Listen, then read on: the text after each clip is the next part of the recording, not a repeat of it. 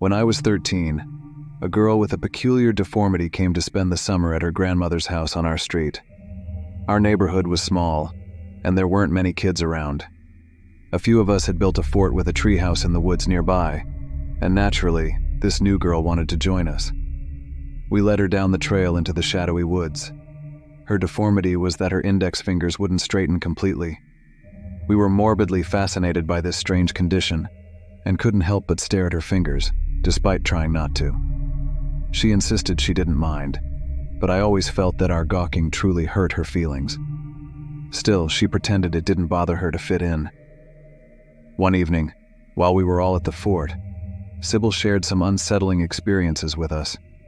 She said she often heard strange noises at night and felt like someone was watching her. We initially laughed it off, but when she showed us how her fingers could suddenly straighten, we were stunned into silence. It felt like there was some truth to her eerie tales. A few days later, weird things began happening after Sybil started hanging out with us regularly.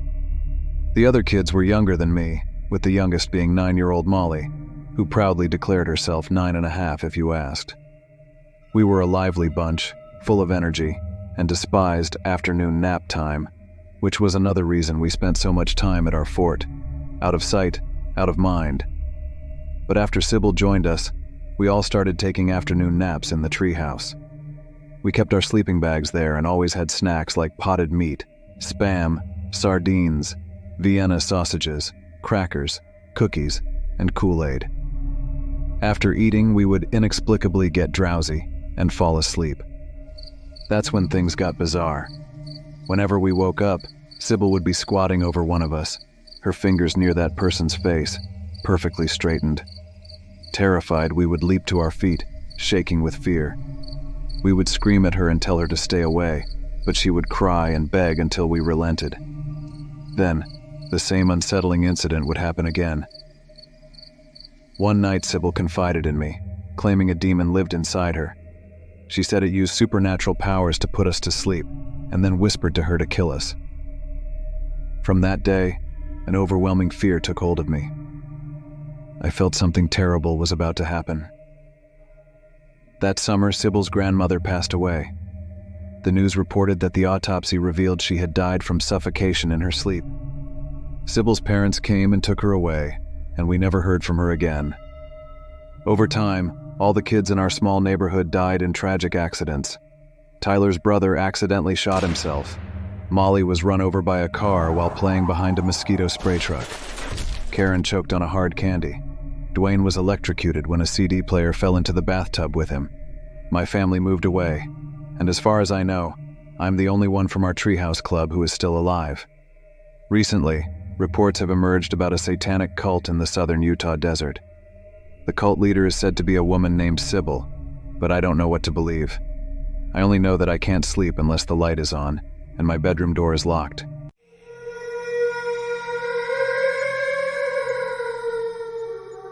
I was a regular on the darknet, mostly out of curiosity. It was a shadowy, forbidden realm of the internet that always fascinated me. I would spend countless hours exploring its depths, encountering everything from harmless chat rooms to deeply unsettling content.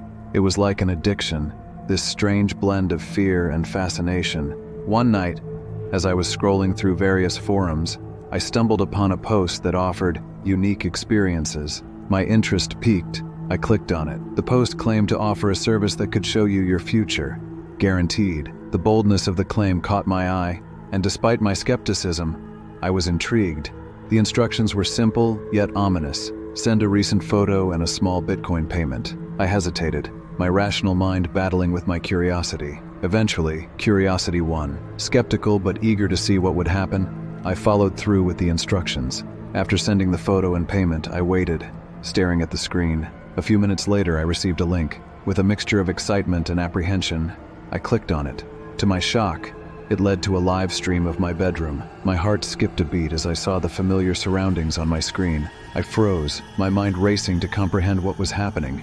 Panicking, I scanned the room for hidden cameras but found nothing. Every corner, every crevice, nothing out of the ordinary. Just as I was about to dismiss it as an elaborate prank, my phone buzzed with a new message. Look closer. I glanced back at the screen and saw myself sitting at my desk, staring back at the screen in horror. The timestamp indicated it was 10 minutes into the future. My breath caught in my throat as I processed this. Then I heard footsteps approaching my door. My heart pounded in my chest, each beat echoing in my ears as the footsteps grew louder. I checked the live stream again. The future me was still frozen in terror. Desperately, I searched for anything to defend myself. Grabbing a heavy lamp from my bedside table, the door creaked open. I held my breath, muscles tense, ready to strike. But instead of a stranger, it was my roommate Dave. He looked at me puzzled. "Hey, you okay? You look like you've seen a ghost," he said. His voice filled with concern. Relief washed over me, but the feeling quickly evaporated as my phone buzzed once more. I glanced down and saw a new message.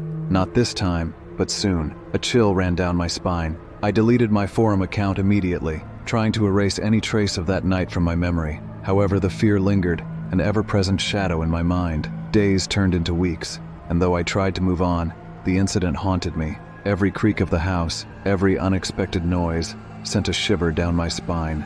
I became hyper-aware of my surroundings, always looking over my shoulder, expecting something to happen. One particularly quiet night, I sat alone in my room, the silence almost deafening. My mind wandered back to the live stream, the future me staring in horror. I couldn't shake the image. Just then, I heard faint footsteps outside my door. My heart raced as I strained to listen. The footsteps were deliberate, slow, and getting closer. I grabbed the same lamp from that night, my only source of comfort. The footsteps stopped right outside my door. I held my breath, waiting. After what felt like an eternity, the doorknob turned slowly. My muscles tensed, ready to strike. The door creaked open, and to my immense relief, it was Dave again. "Dude, you need to relax. You're going to give yourself a heart attack," he said, shaking his head. I forced a laugh, trying to brush it off, but the fear in my eyes betrayed me. Dave left, and I was alone again. My phone buzzed, and my heart skipped a beat. With trembling hands, I picked it up and saw another message. Soon. Sleep eluded me that night, and many nights thereafter. I kept the lights on, the door locked, and the lamp within arm's reach. Every shadow seemed to move, every sound amplified in the silence. I was living in a constant state of dread. Months passed, and I began to question my sanity. Was it all just an elaborate prank? Had someone hacked into my camera? The logical explanations didn't bring much comfort. The fear was too real, too pervasive. One evening, I decided to investigate the forum again.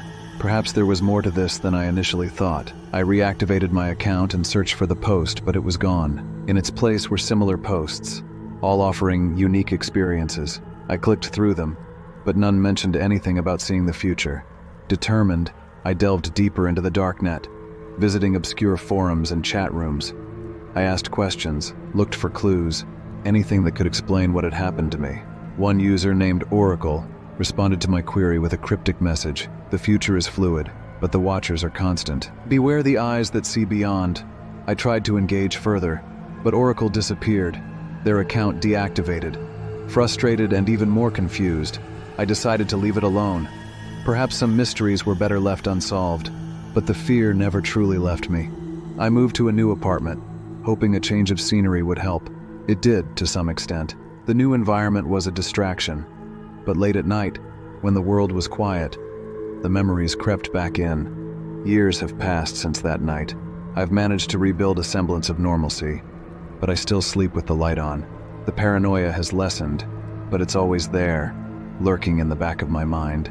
I've come to accept that some experiences leave a permanent mark, a scar on the psyche. Every now and then, I catch a glimpse of movement out of the corner of my eye, or hear faint footsteps in the middle of the night, and I wonder, how long before soon becomes now?